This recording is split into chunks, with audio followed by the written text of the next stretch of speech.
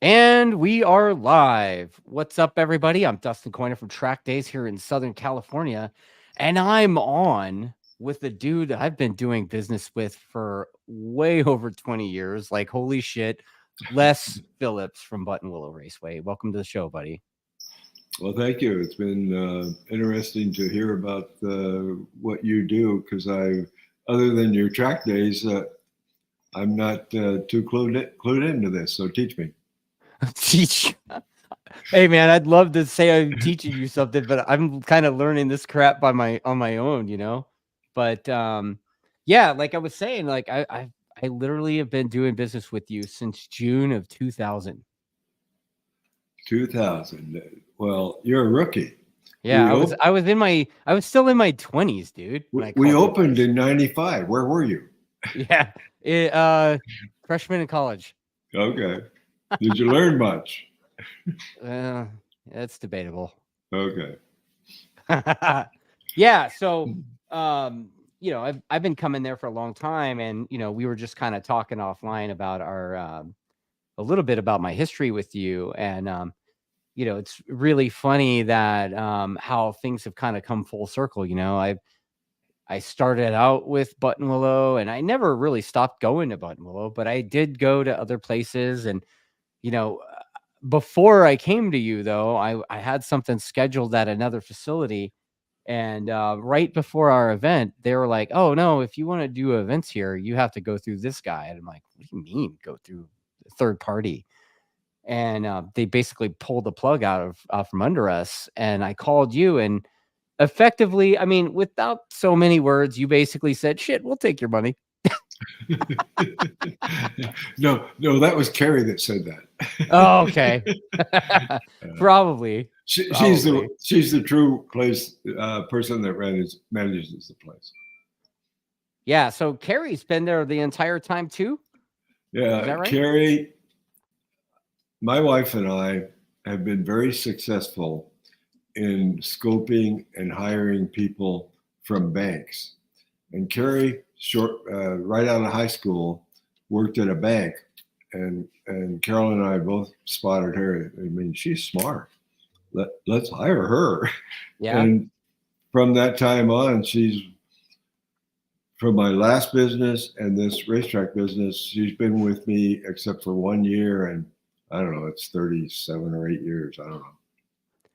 Yeah, so when we started coming out there, I mean, I know you got Mikey out there now, kind of being like I don't know, what would you call track Mikey's job? The greeter.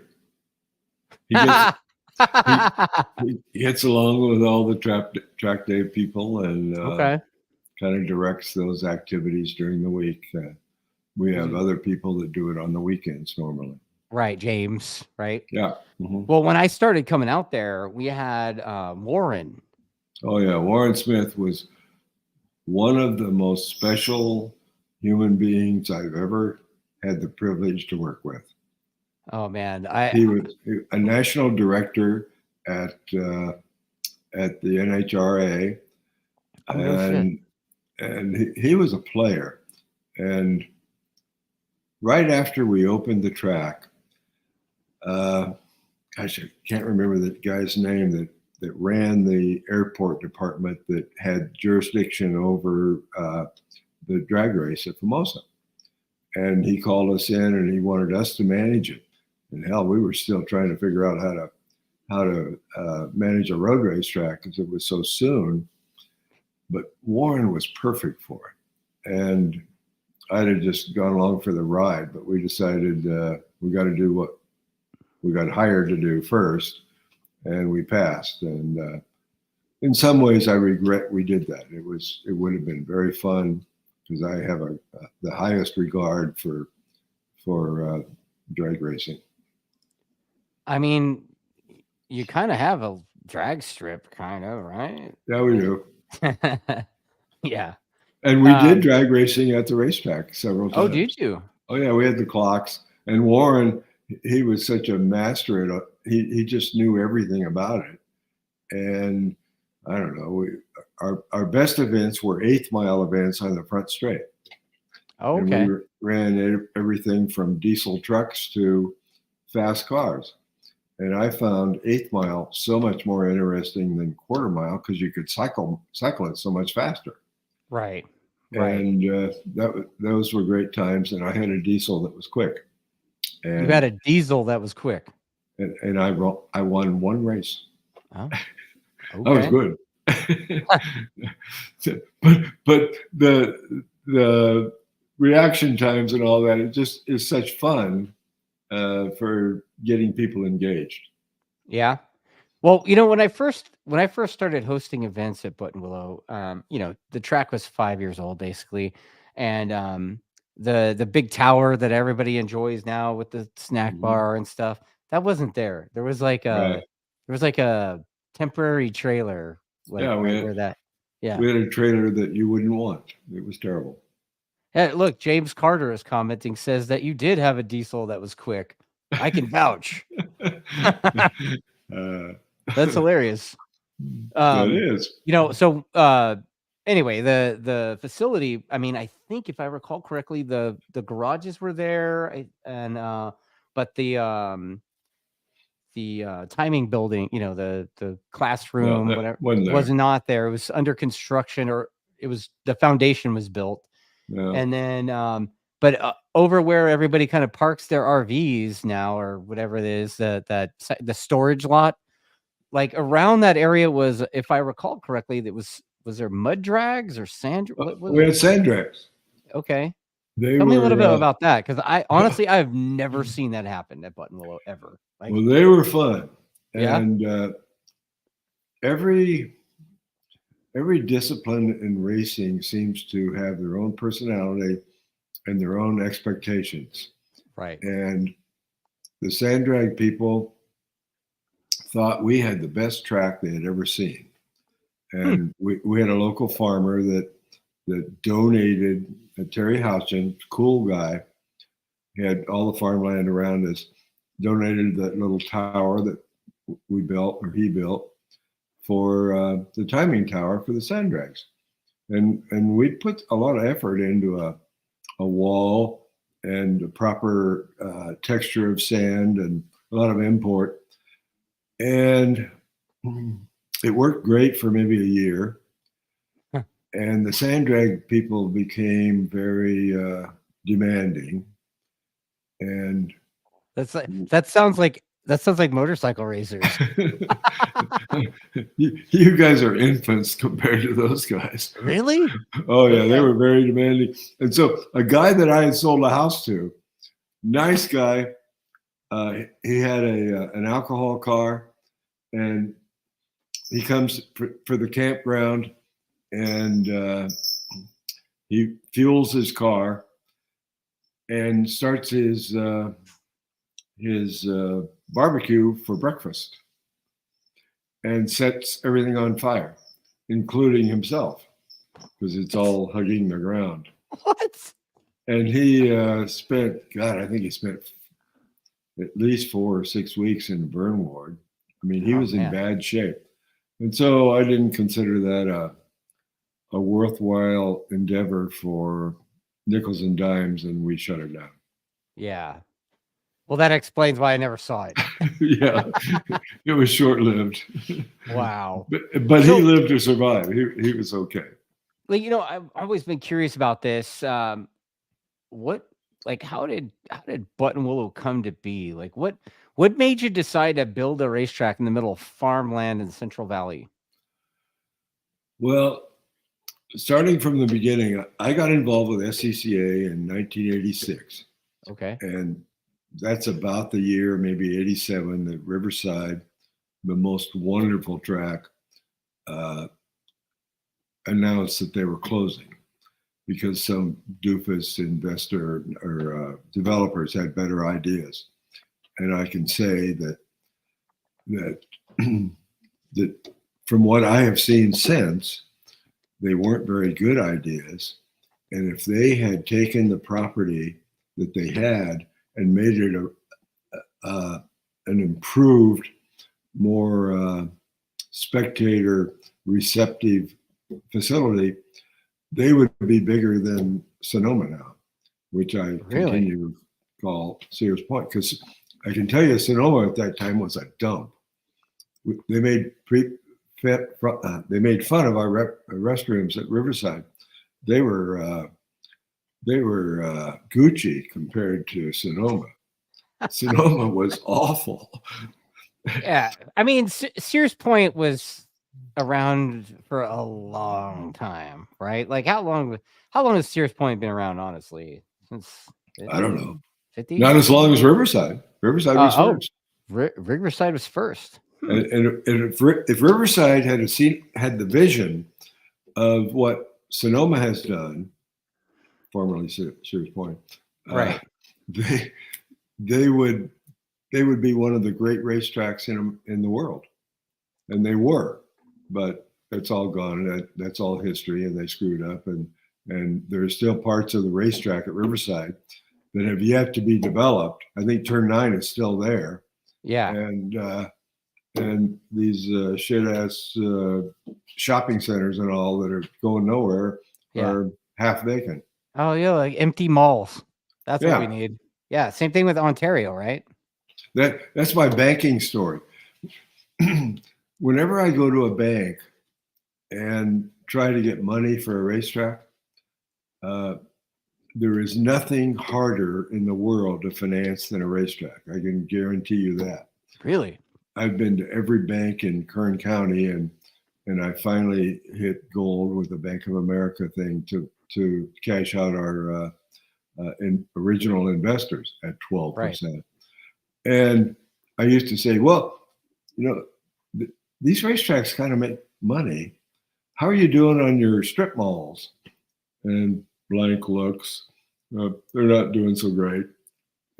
People just don't understand the opportunity and the potential in a proper racetrack.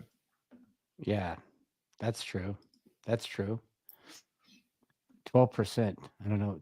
12%? I don't know what that means. Well, when you bought out the original investors at 12%. You want to hear a little history of Buttonwillow? Yeah, dude. How it was built. Lay it on me, dude. Like, okay. You got farmland. Okay. What were they growing there before you came along? Giant kangaroo rats, apparently. No, they weren't growing. They were supposed to be. They were supposed to be growing cotton, but it wasn't growing.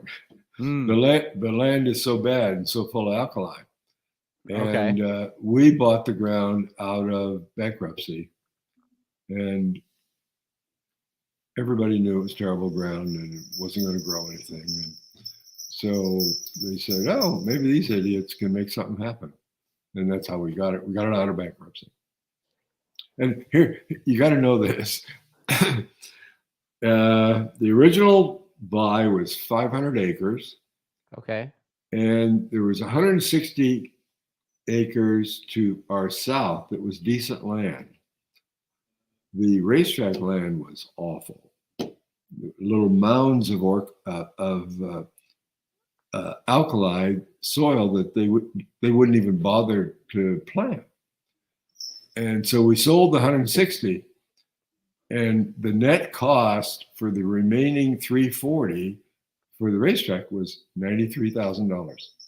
Shut the fuck up, dude. That's hilarious. The sale of the 160 was very helpful. Yeah, I bet. So the investors we had, Cow Club, your listeners probably don't know the history of SCCA. Cow Club is the Southern California region of the SCCA. The requirements are that you do races and all those things, but you must be a tax exempt organization, a tax-free organization. That's nationally. All SCCA regions have that. And Cow Club knew that Riverside was closing. There were no other options except Willow, and most of us thought, well, once you nail turn 2 and turn 9, there's nothing left. So we need to find another place to go race. Wow, man. I mean, you got that, and there's no more time left. Yeah. So anyway, they put together a complicated surcharge for every entry, and that's how we got the seed money to get it started. I don't remember. We paid it all back. It was probably 500,000 or something. Oh, I wow. don't recall. And we found 4 investors that came up with $1.5 million. And they were less than generous, but they were what we had. Right. Interest rates were high, so they gave us a 20-year interest only 12% loan. Okay. And I talked about the banks in Kern County. Yeah. I gave up on every bank, and then I found some guys that understood things better than most banks at B of A. The last bank I talked to, because I wanted to pay those guys off. 12% was kind of excessive, and they gave us a loan to pay those guys off, and we paid their loan off in, I think, I don't know, 7 or 8 years, and made it loan free. Wow, man. And away you went. Yeah, I think you told me that, yeah, this track's built on the lowest quality dirt on the planet, something. Well, look at it today. Because our whole track, especially the new track, has been worked. So we've had heavy equipment driving everywhere. And that means even in the runoff areas, they've been driving. So there's semi-compaction. The track area, you got a 95% compaction. And we test that all the time. The track's great. So we have really good road base on the new track. Right. Thanks to an I-5 project where we got 74,000 tons of real road base. And that's what's under the track, 10 inches of it. Oh, wow. So the viability of the first track is very different from the viability of the second track because of the better products. However, when you go out there today and you drive around, you look around, and here's a lake, all these lakes, because we've had uncommon rain. Yes. And we will have we have 7 pumps that pump 150 gallons a minute or an hour. Yeah. I don't remember.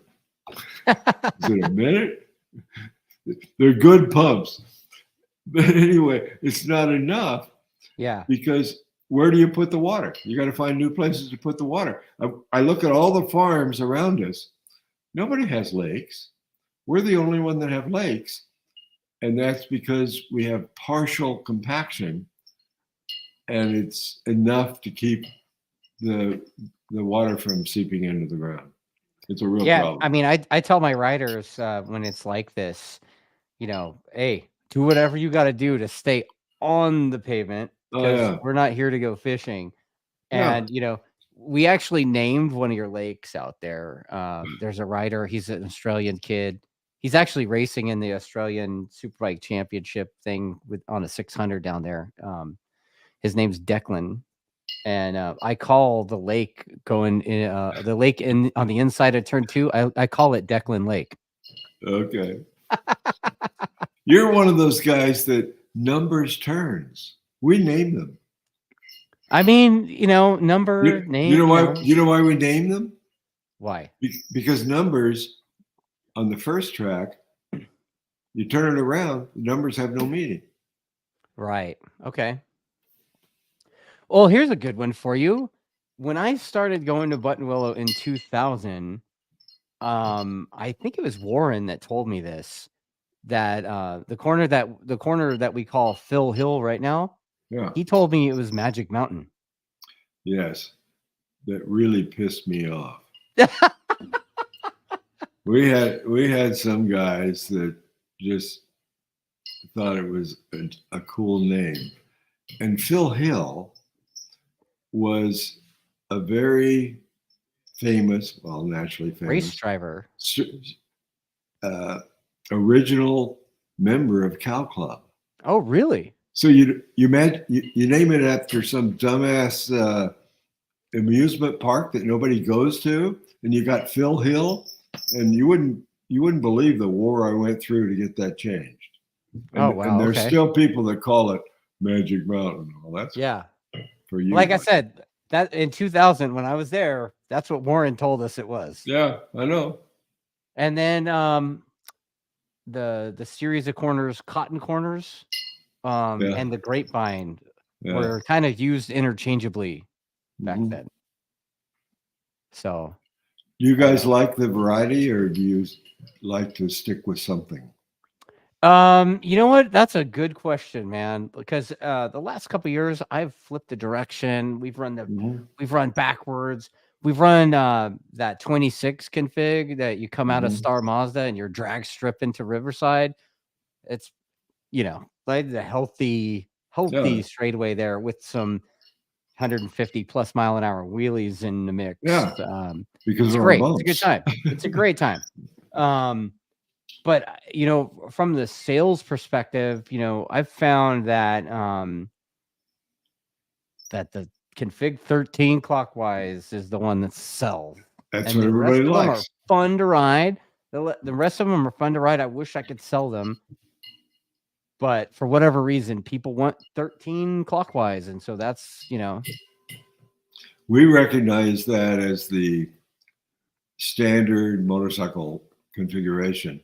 And I describe it as our worst racetrack, but I'm more related to cars, and it's really hard to race cars on it. Motorcycles accelerate so much better; it's more suitable for them, and it's very technical. Yeah, but for cars, it sucks. I saw that. You know what? I'm getting to some comments later, but yeah, like there's people saying that they started at Buttonwillow in 01. Bearded Jixer, regular commenter on the show. Actually, he rode with us last week. He says config 26 is badass. Right back at you, buddy. I agree. Config 26 counterclockwise. You got to have some fucking balls to go on that one, right? And then, Kanye 13 and 26 counterclockwise and clockwise. He's done both.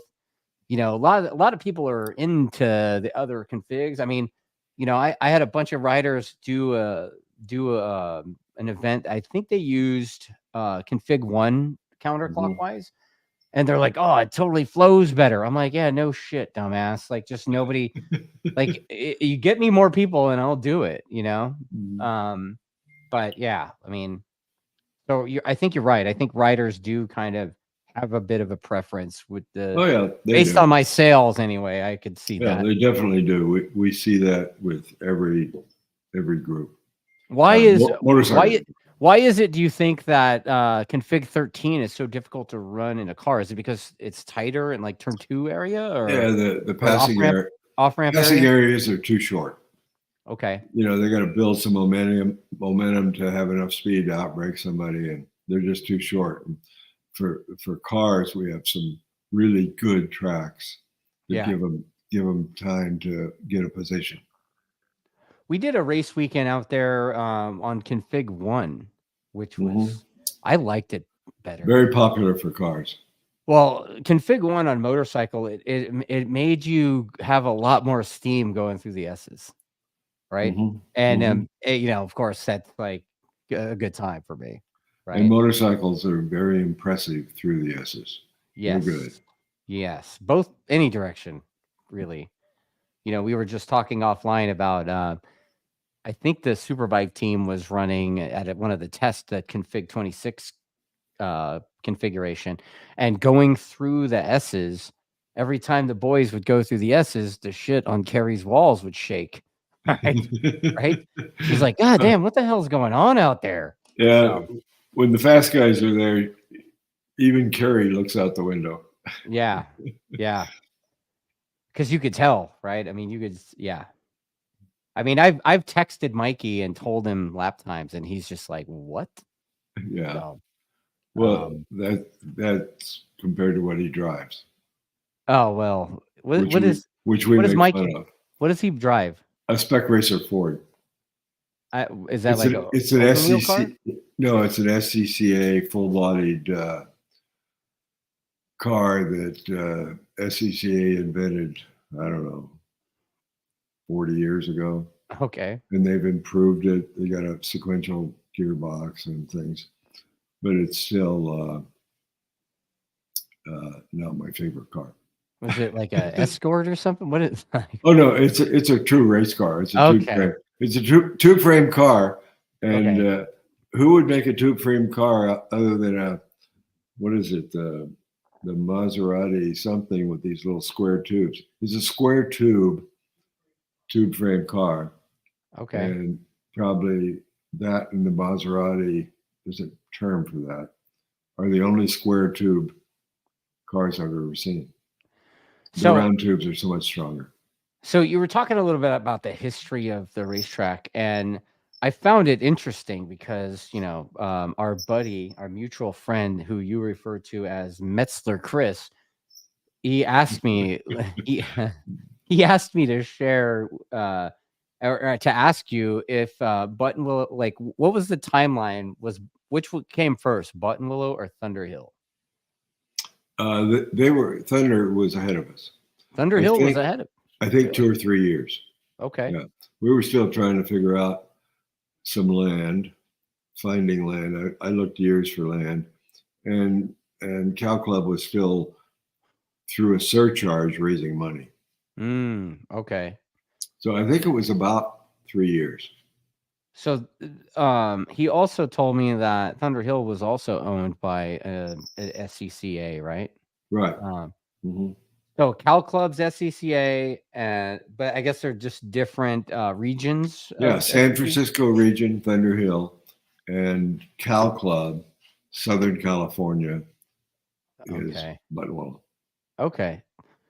All right. So I hope that clears that up, Mr. McGuire, aka Metzler Chris. Yeah, Metzler. Now, you know what's crazy? A bunch of racers watch this crap. They're going to start calling him Metzler Chris. I dare you guys. I hope so. Yeah, dude. You hope so? Oh, perfect. And he better show up. He better show up with a Metzler hat for me. Oh, wow. The gauntlet has been thrown. Nice. Nice. Is he still hawking Metzlers? Oh, they do Pirellis and Metzlers. Okay. Pirelli. Yeah. So pretty much. Yeah. So, okay.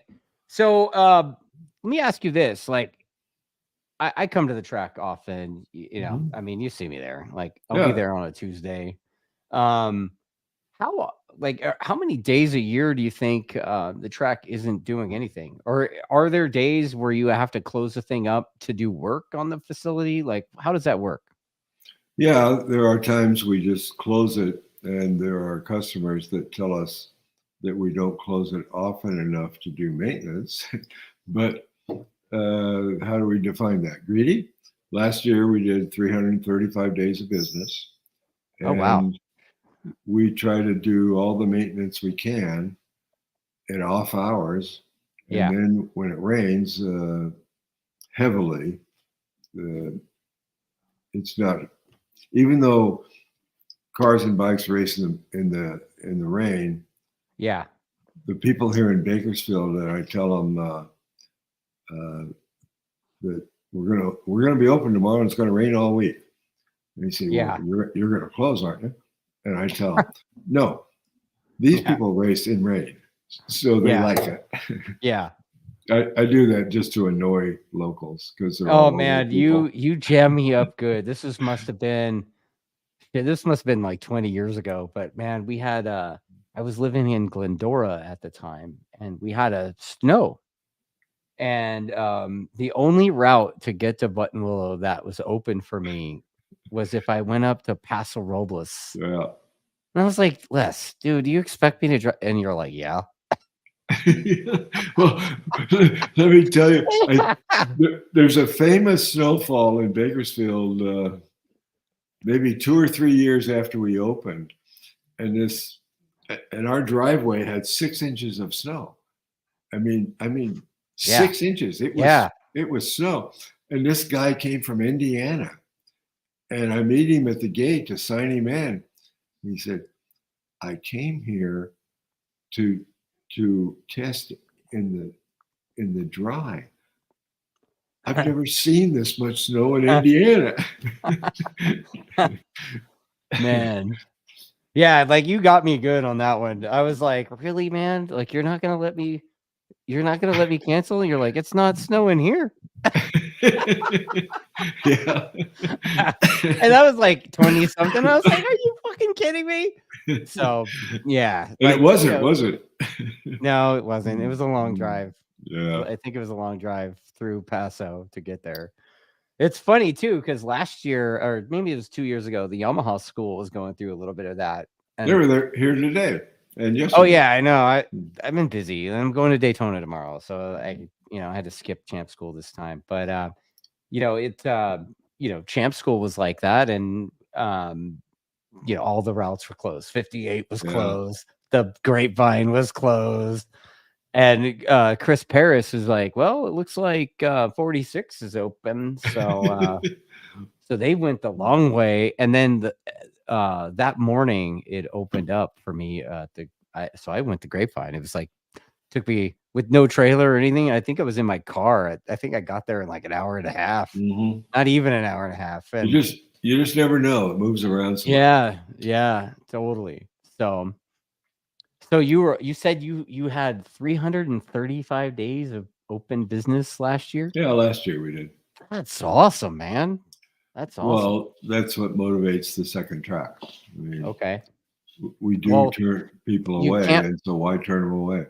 Yeah, you can't really grow anymore unless you build another racetrack, right? So that makes sense. So okay, so we're about half an hour into this thing. And this is the question that everybody wants to know. I mean, this is like the gigantic elephant in the room. It's the project that never ends. This track 2. Let's talk a little bit about track 2. Like, what was your finality in the decision-making process to even get the ball rolling with track 2? Well, it was simply because we needed more days, and we didn't have a calendar with more days. So the answer is building a new track. And I'm, after all these years, embarrassed to say that I have files that date back to 2013. That's how long we've been working on it. No shit. And wow. Okay. I have stories for Fish and Game and the biologists that you are forced to hire to get through that Fish and Game, and all the other people. You're forced to hire? You have to study everything. We studied, I think, 101 species. Oh. And when it got out of hand, I learned that I started investigating specific species and why I was studying them. And the Fish and Game people and the entire biology profession works together to keep all this stuff going. And everybody gets paid, and we pay bills. And we were studying probably at least 10 species once I got into it that had never been found in Kern County. Right. But they wanted a study to hopefully see if they could find one. Right.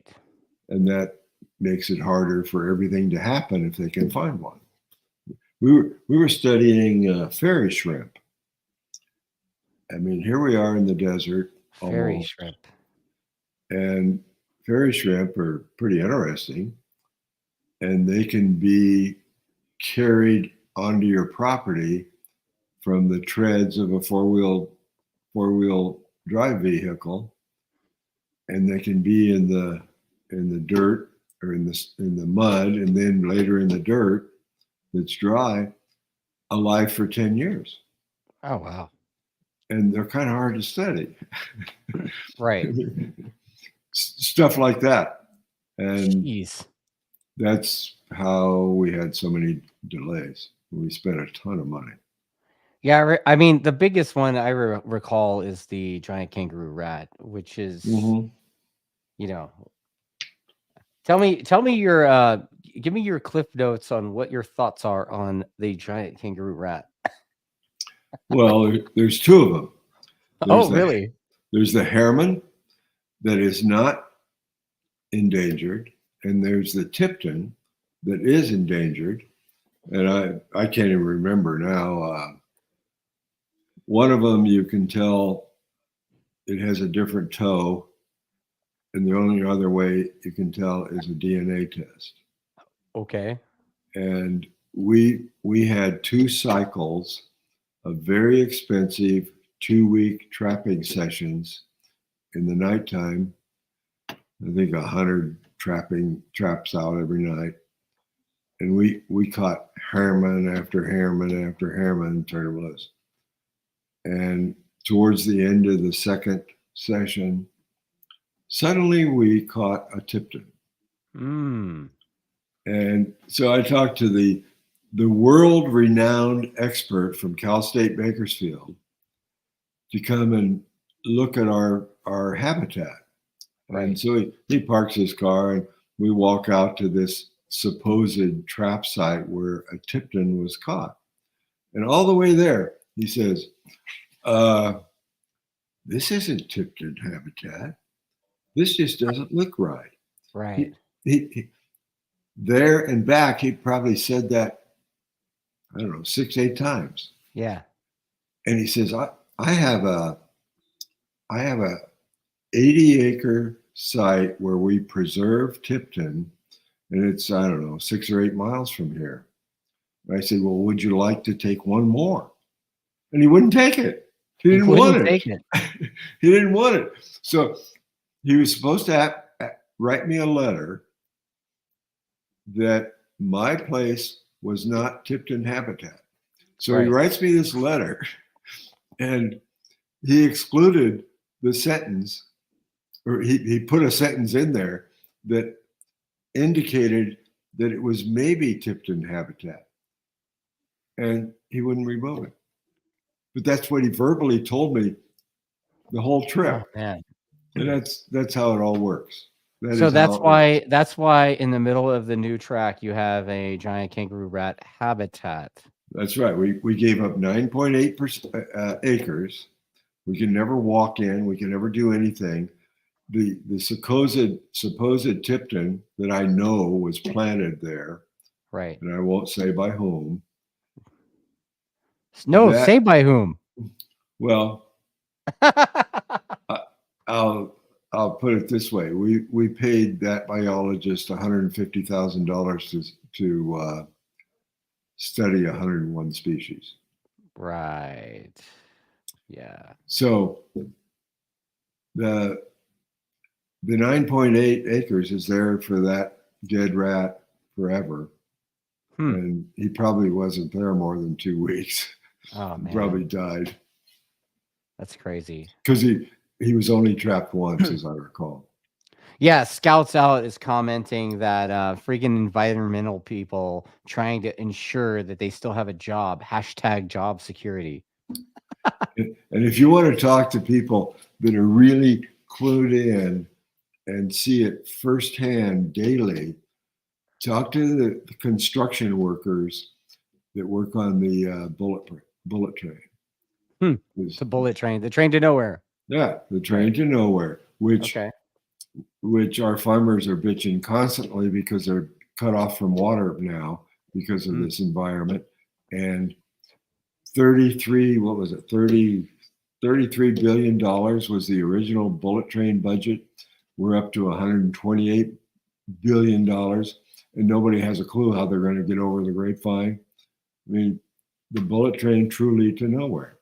Yeah. And there are millions of dollars being spent on multiple biologists studying things in the route of the bullet train. And the same thing with the 4-lane Highway 46 from Bakersfield to Paso Robles. Millions of dollars looking for salamander. Not a likely place to really search for salamander. Right. So anyway, it's all goofy, but it's what we have. So on, you know, you named the corners at the I guess you could say the original track. Now, right? Yeah, track 1. That's the classic track. The classic course. Yeah. The classic course. Are you naming the corners in track 2, whatever you're going to call that? Yeah, we will name them, but I've had deeper thoughts than trying to name the track. But we'll open that up to suggestions. Naming the corners and the track? I know that it's called the circuit. Oh, so the original one's called the original course, the classic, classic course, and the new one's the circuit, the Buttonwillow circuit. Yeah. Okay. Well, Metzel Chris, I think that was one of his questions too. So there's your answer there, buddy. I need the hat, buddy. Yeah, dude. There's a bunch of questions in here about the new track. Are there going to be RV hookups? Oh yeah, we got what do we have? I think we have 42 new hookups. 42 new RV hookups. Okay. And then the other question is whether or not there's going to be some kind of dump station on site. Yeah, we will put one there. But I got stories about dealing with Kern County and septic systems. So it will happen after they go away. Oh. You hear that, everybody? You got to wait. It'll happen. But it'll happen. Believe me. We have to. Because we're opening up. See, part of the reason for building a traveler RV spot, which is what this one is compared to the first track, the circuit. Because the gates will be open all night. Yeah. And you have to do that for RV. And we have, what do we have? Tesla charging. 16 charging stations, superchargers. Okay. And we need to do that for them. And we'll have later food service. And if I can get around to, I'll get a beer and wine license for the tower building. Okay. It'll be more of a semi-destination place for travelers. Right on. So I mean, I'm guessing there's going to be bathrooms and showers on the new track, and I've seen the garages up. You know, it looks like I don't know if it's tower or the museum. What is that? It's the tower / museum. We were fortunate to get a $500,000 donation. Really?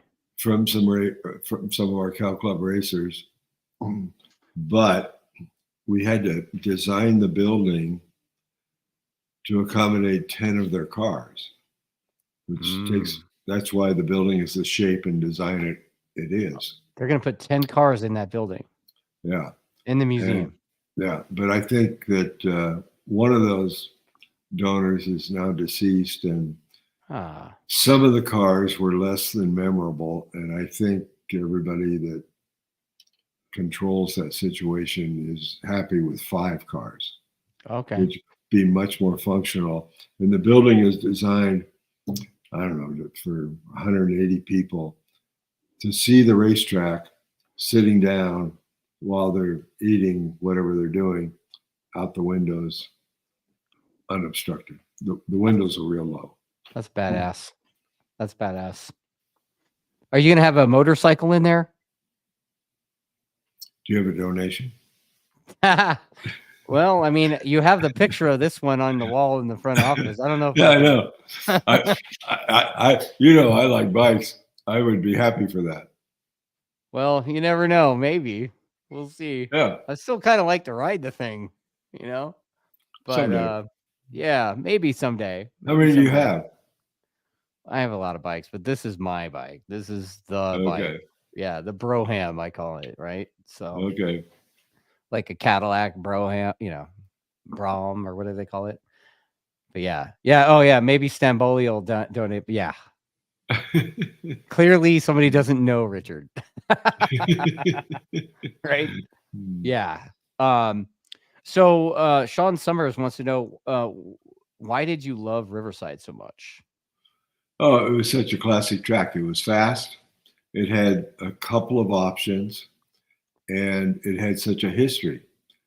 I mean, when I was in high school, I went to the LA Times Grand Prix, and no facilities. Just, I mean, it was just barren, Yeah. but it was such a good race. And I can remember Penske. I remember Penske in a you had all these big high horsepower cars, and I think he had a Lotus or something. No, it was a Cooper. I don't remember what it was, but he was real quick, and it was where he was just getting his start as a driver. No kidding. It was. So I mean, Those were good races. so am I correct in thinking that, and maybe your guy Warren told me this shit too, but like that Riverside corner is designed after one of the corners at Riverside? Yeah. Our Riverside is the same radius as turn 9 and the same camber. Okay. So it is the same turn, except we didn't put a big concrete wall at the top. Well, I mean, why would you? But that's what's so funny about that Riverside turn. At Riverside, I mean, I raced there, I don't know, 3 years, and I had a fast car and I was quick. And I very, very rarely saw anybody hit that wall because it was a flat turn. I mean, you had to be flat or you were passed. Almost everybody spun down.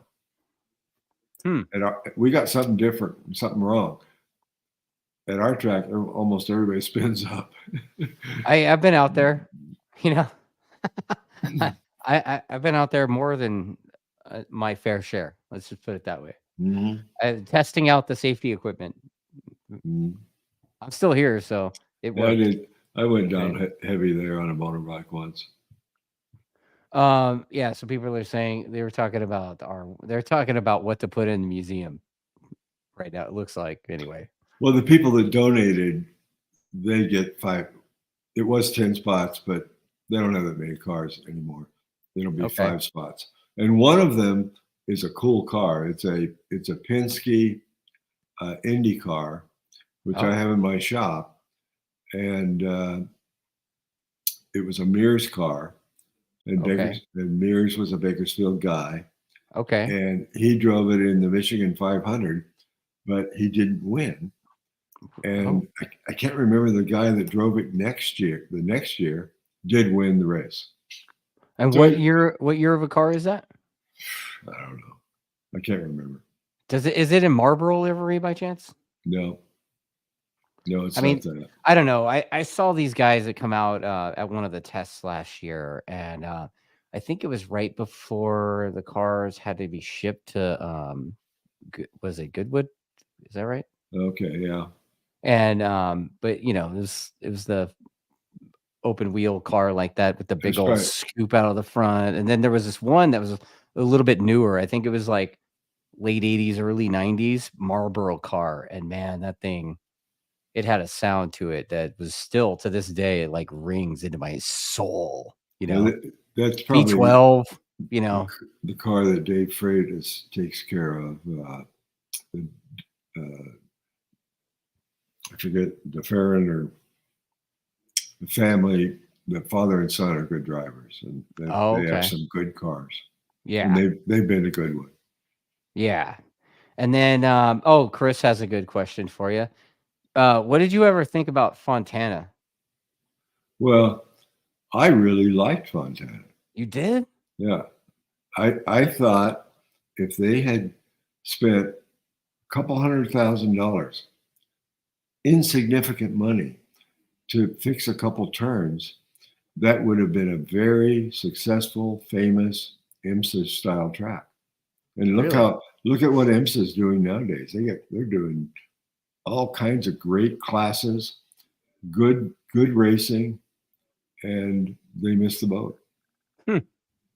Yeah, I thought it was a good track. Well, I should say this. I held the track for my the record for my car for 5 years there, and I think Freitas guy broke it on the last lap of the last race by 100th of a second or something. But it was the last race, so you couldn't like you couldn't roll the sleeves up and throw down again, right? I had already done it. I had tried to pretend to be a motorbike rider. Well, yeah, I mean, I've seen you out at our events. You know, you've been out to TrackDaz events over the years. I haven't seen you in a while because you've got other things going on. But tell me about that. Like, how did your love affair with motorbikes start? Oh, my best friend, Jim Stewart, he is a venture capital guy in the Bay Area. And he and I met in 1986 on Black Flag event at Riverside. And I had this big X on my car, and I had just passed him. And he goes, "What the hell? What's that X guy passing me?" And so we've been friends ever since. And he got me into the motorbikes because he was intent, and it took him 2 years to get a license to do the Isle of Man. And he did the Isle of Man. Okay. So we went over as tourists when he was done. And so we still talk all the time. Wow. Okay. He's the one that got me into the motorbikes. So how many motorbikes do you have right now? Well, this should not be public knowledge. But wait, Carol knows how many I have. 5. That's funny. How many bikes you have shouldn't be public knowledge. That's funny. She said you can never have one. And I was successful having one for 2 years before she found out. And that's because I crashed heavy in our Riverside turn. Of course you did. We all do. There's no such thing as a light crash in Riverside, dude. Jesus. So I know you've got some Yamahas, right? I got one. You got an R. Oh no, I have 2. Yeah, you got an R1 and R6, right? Yeah, R1 and R6. Yeah, you got to have one of each, you know. But I think you've got one of them German pieces of machinery too. Some BMW thing. Yeah, that. I have two of those. I have what I call the freighter. It's the highway patrol car or bike. The BMW R1200 RT. Oh, yeah, the R1200 RT. Okay. Yeah, and I didn't know how to ride it because they don't make the shift sequence logical. So I spent $500 to have the parts fabricated to change the shift so I could not overblow the engine mistakenly. And what do I have? I got an R1000R or something. I don't know what it is. Yeah, you got a S1000RR. Yeah. Yeah. All right. So that's okay. So that's 4 bikes. What else you got? Oh, well, I got my real towner is a Grom. Oh, of course. That's my Grom towner for San Luis Obispo. So that was your pit bike, kind of, right? You ride a Grom around San Luis? Oh yeah. Oh, it's very people love that bike. That's okay. I mean, you know, at that point, you just ride your bicycle around town, right? Well, people don't love my bicycle. No, they like my Grom. Yeah, that's okay. I hear you. Yeah, people are saying you're part of the Grom mafia. That's funny. Yeah. You know what? I noticed. I did that bicycle ride last year. Oh yeah, and, that's killer bike. Going through San Luis, I was like, shit, man, they've got like legit bicycle lanes. Oh, we're the dumbest people in America. Oh man, yeah, it's crazy. Did you go through town and see those lanes? Well, yeah, we're spending $7 million to put curbs in the middle of narrow streets. I was thankful to have those curbs as I pedaled through slow. I tell you. Yeah, I tell you, he's get off my lawn. You can't believe all the wheels and tires that have been destroyed on cars that can't see those at night. Oh, really? Okay. At Well, they night should pay they look attention, like right? asphalt. It's dumb. Yeah. I have a real problem with it. I got to run an article because Hmm. I contend, we always think about what people are going to hit on a racetrack. Right. So if I think about what those people are going to hit, why don't we do Right. a little 12-inch trench and plant a shrub? It's green, you can see it, and it's not a curb that's the same color as the asphalt. There've Right. been so many accidents, but I haven't Hmm. done it yet. Someday I will. Yeah, I mean, like I said, I pedaled through slow on my way to Santa Monica, Mm-hmm. from San Francisco. Mm-hmm. I was kind of jealous of the bike lanes, honestly, because there's fuck all bike lanes out here. I mean, there's some here in Palmdale, but nothing significant like that. Yeah, there's an organization called the San Luis Bicycle Coalition, and they have power. I mean, they have real power. They influence the whole town. Really? To the tune of $7 million for their little pet peeves. Wow. They call it, there's a term that's traffic awakening or something, to make everybody look at everybody else. Wow. No, it's traffic calming. That's what they're doing. Traffic calming. Okay. There's all it sounds like bullshit to me, but that's what I thought. Yeah. That's wow. Okay, so you've been the classic course have been around since the mid '90s. Is there something, there's a question here that's coming up, but Bearded Gixxer asked this: is there some kind of incident at the classic track that's stuck with you? Whether it be like some kind of tragedy, whether it be some kind of crazy race success, some kind of famous person, like whatever. Is there something big, some kind of moment at the big track that's stuck with you? Well, I'm not very attentive to famous people, but we've had them, and probably one of the most amusing. I'm looking out my window, and who's the great guitar player that was like nobody else? Names escape me. Stevie Ray Vaughan. Stevie Ray Vaughan. Wow, I pulled that out of my ass and I got it right. Wow. He comes up in a tow truck. Okay. And he's got his Porsche on the back, and he stumbles out of the truck and stumbles up our 3 stairs to come in and sign in. He knows the drill because he came quite often. And so he gets back in the tow truck, they unload his Porsche, and he never went on the track. He was so loaded. And he was just there to see his buddies. He stays the whole day and calls a tow truck to take him back to Beverly Hills. And I thought, so this guy's funded. I mean, that's a hell of a story, man. He was a funny guy.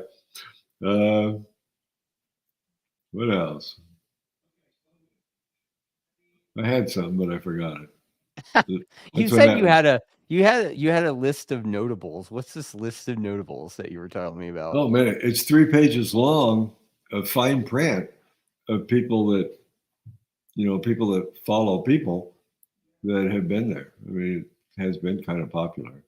You've mentioned some just in the conversation. And yeah, Stevie Ray was always fun, and he was there a lot when he wasn't loaded, and he would drive then. Yeah. I hope.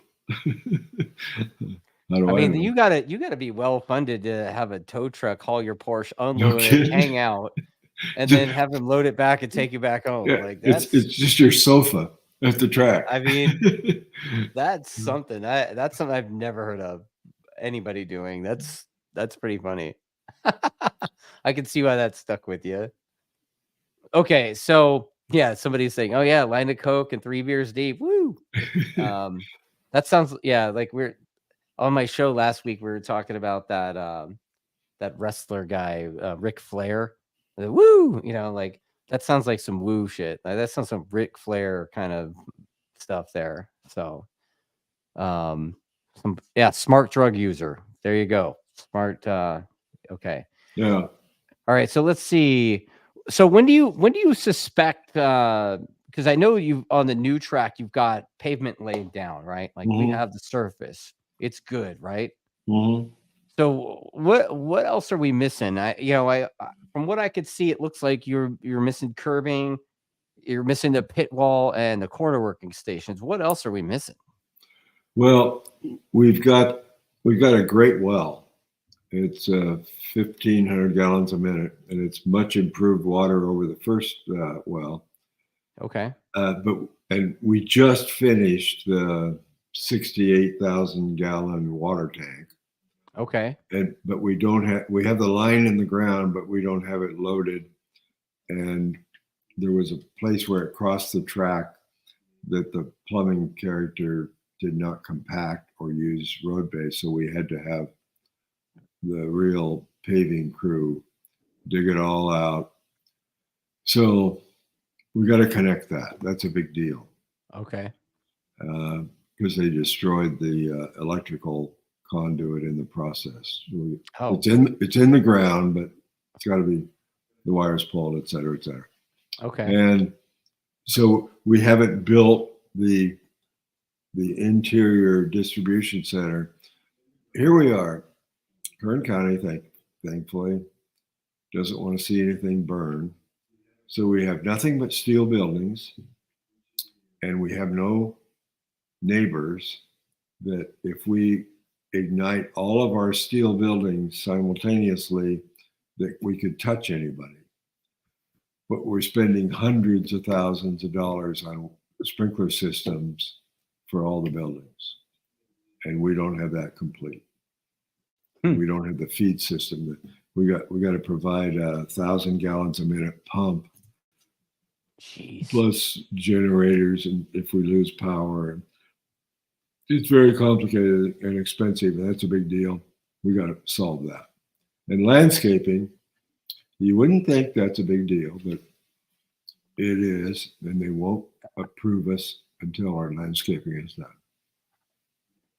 They won't approve you for the water thing until they won't approve us for final. Oh. Wow. Final occupancy. And we spent $4,000 on the landscape plan. Okay. That I told the guy, this will not work. You don't understand how we use our pit fingers. We park trucks and trailers and pickups, and all the crew people, that's where they park. And they have this exotic underground drip system for grass, which will be crushed the first weekend we use it. So I got to find a way to change that. Jeez. It's just little dumb things like that. It sounds like there's like a lot of bullshit that you have to put up with before you can even. Oh yeah. So what are you thinking that does to the timeline? Well, I was saying April 1, but there's no way. Yeah. The landscape thing will take 2 months, so it'll be summer before we can be open. Oh, here's a good question. Is the paint on the curbing going to be the FIA spec for grip? You put sand in the paint for the curbing? There's a company, I think in Oregon, that has, and they're the only source that I know of. And paint like Dunn Edwards. I've done business with Dunn Edwards for, I used to build houses and things for 40 plus years. Right. And I used to pay $8 for paint. And it's now $70 for a gallon.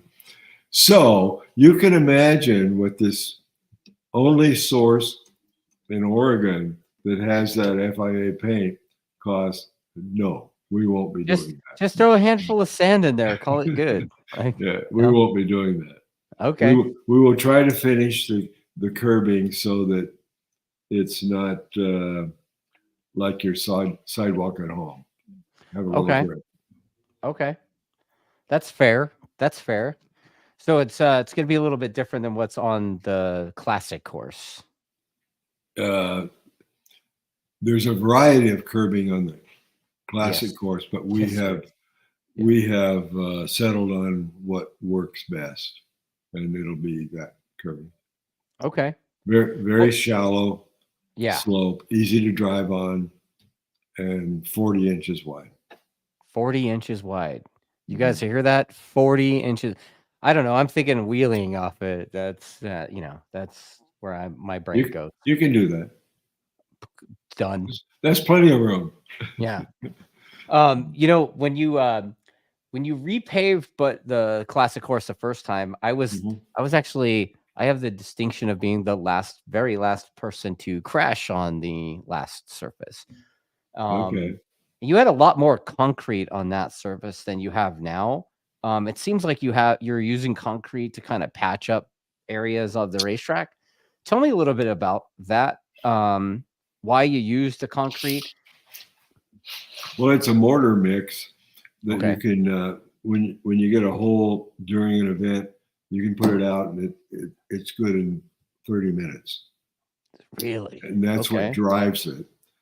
But the last paving we did in 2015 was the first use of a rubber mix that now is very popular. Indianapolis had it just for the road course right before we did. Other than that, I think we were the first. And it's a great surface, and it's now at Laguna. Sonoma's doing it. In fact, the same mix we just did. Yeah. And the rubber, nobody cares, but it's quieter. And the company I hooked up with, Phoenix Asphalt, based in Las Vegas, they got the contract to do all the paving on, what is it, I-15 or something, past the strip. And you know why they got it? Because it's quieter. Huh. Interesting. But it has a lot more grip, and it has a better wear surface. And we say, well, that's a bunch of shit. We have a tire shop. But it hasn't impacted tire sales that much. No, I agree. We're still buying tires. Yeah. You know. Yeah, we still tear up rears of Buttonwillow like we always have. Okay, so you know, I go out there now. I was out there last week. You know, there's an area that no matter what gets fucked up. Like the off ramp corner. The off ramp. That's a mess. So tell me why that is. Why is it that the off ramp is always the one that you see with it looks like black spray paint from, but it's not. You guys have some kind of sealer or something, but it's a checkerboard. Then you put concretes, and then it's a mess. And we just had a very sophisticated grinder come in for everything except that corner, and the drag strip. That'll be a separate event. They spent a whole day. This guy, he had the best equipment it was all new to me. And my friend that works at a big company that does work all over California put me onto him. And he said that corner is so fucked up that he didn't even want to grind it. And we just have to totally remove that mixture of bad asphalt or worn out asphalt and our concrete mix. It's done. So we just have to fix that. And it'll take some time, and it'll take some cure time also. And then our drag strip. Have you been down our drag strip lately? Not lately, but I've ridden motorcycle down there, and you Yeah. know, like I said, 150-mile-an-hour wheelies. Yeah, it can be airborne for no reason. Yeah. And he has the kind of equipment that he'll probably bring two of his big units that grind real wide and just kind of clean it off. So I'm laughing because I'm kind of reading the comments about the racetrack, but you know, Bearded Jixer brings up a good point. You know, we were out there last week, and we noticed right away that you had grinded off the gigantic jump getting onto the front straightaway. Right. So, you know, and I remember like every lap I went over it, I was still anticipating it because I know it's always there, and it's Yeah. not there anymore. So then, you know, it was Believe me, great. it will come back because this was a failed farm, and that was Okay. the main irrigation ditch for the farm in both directions. Yeah. And we have dug down 4 feet and completely rebased and paved that. And because of our soil, it just keeps coming back. It keeps growing. So you will see it again. Okay. Yeah. So if you miss it, it'll be back, guys. Yeah, it'll be back. You know, there's another bump similar to that. Not as bad, but in Riverside on the Apex, actually. It was worse before the repave, but even after the repave in 2014 or 15 or whatever it was, even after then, that little bump on the Apex is still there. Is it the same kind of thing? After we ground this last month, it's still there? A little bit. It's not as bad as it was, but it's still there. You can still, you Yeah. know, it's there. Like it's yeah, you can still feel it, but it's not like it was. Like before, it was I didn't like notice that. I kind of missed it because you know that's how you know where you are. But I'll look for that in my BMW electric car.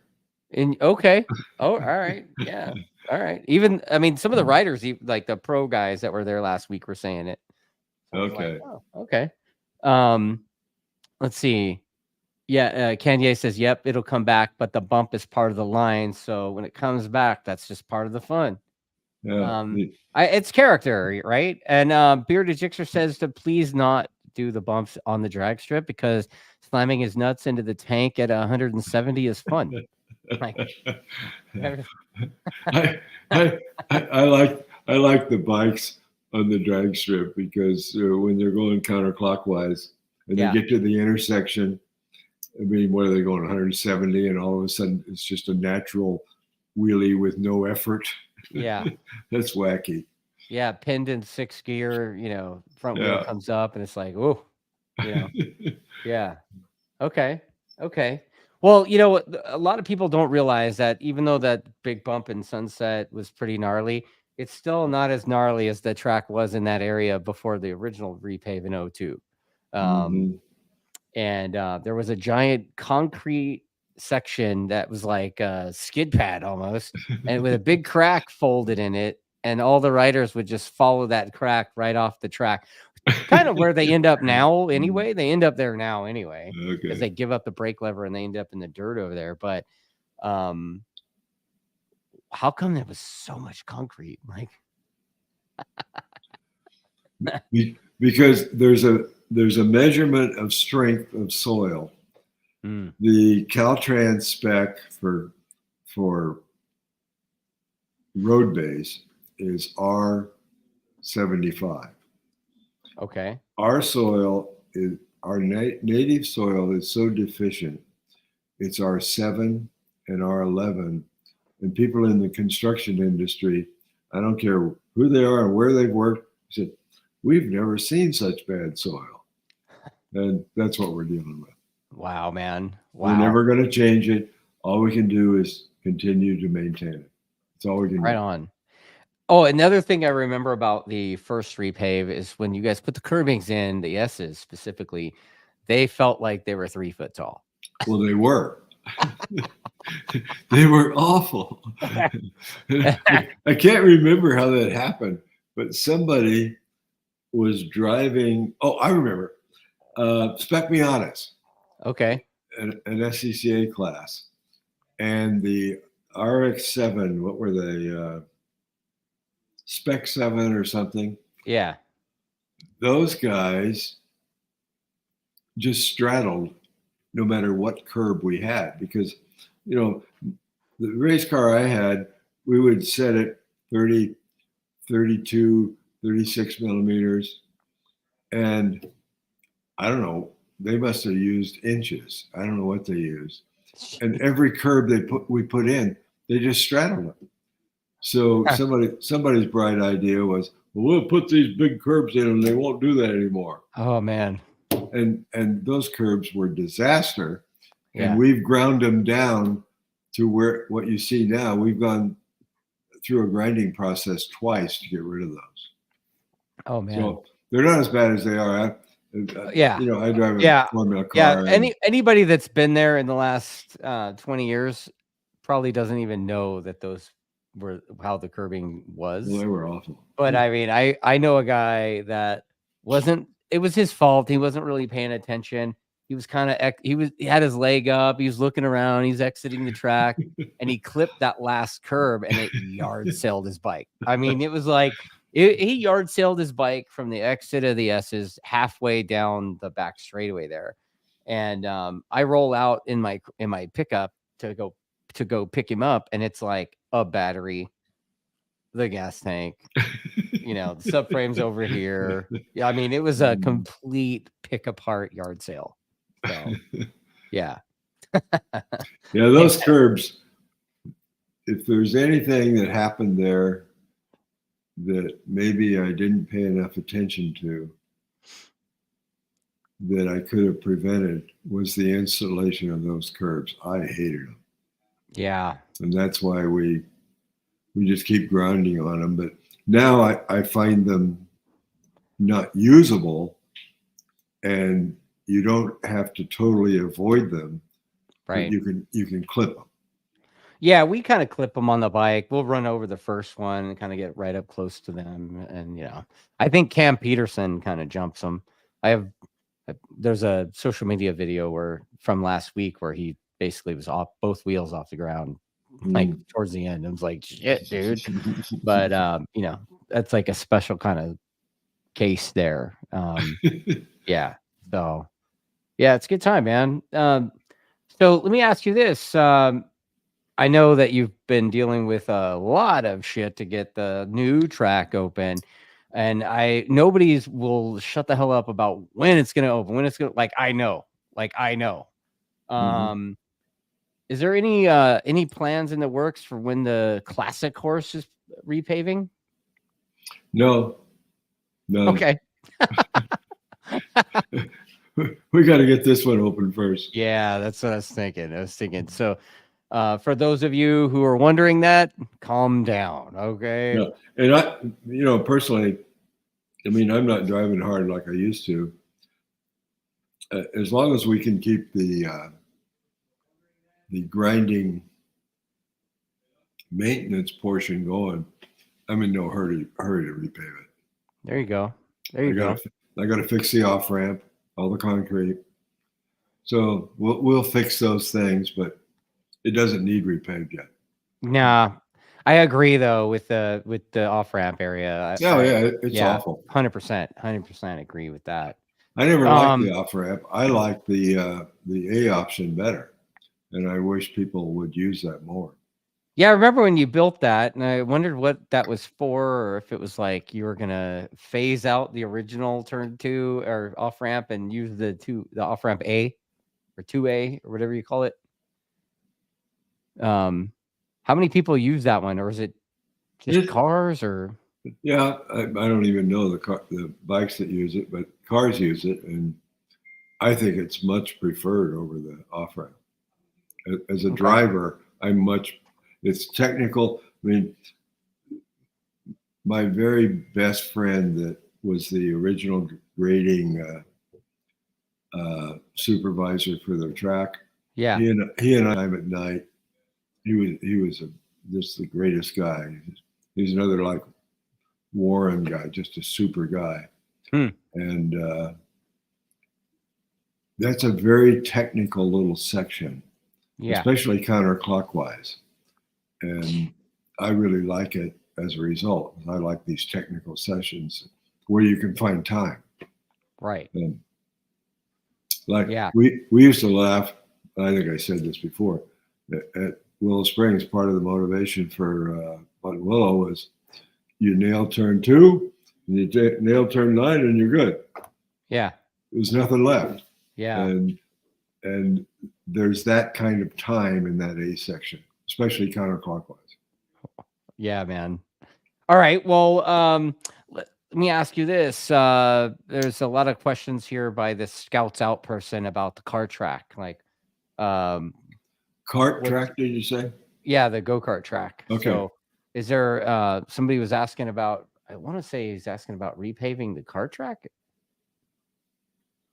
I'm guessing that, oh yeah, Snakes got him last weekend. Is he a car guy? I don't know.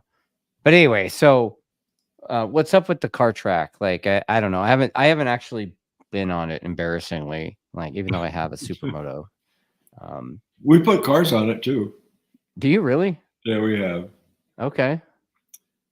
And they have on a couple occasions bought fence. They've had to buy fence. Yeah, they didn't stay on, but that's all right. Yeah. So we don't have big plans. The history of the kart track. Yeah. We took a lot of heat. I designed that because I wanted cambers in it. And I wanted it to be more like a road race track. Okay. And everybody thought, well, you can't do that. That's not how kart tracks are built. They're all over the world. They're flat.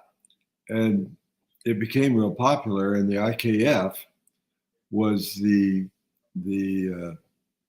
sole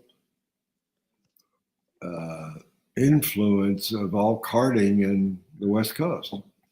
Right. And it was a very, very political organization. I went to some of their meetings, and boy, they were ramped with hostility, and they went out of business. And we made a lot of money the first 5 years because we did nationals 2 years.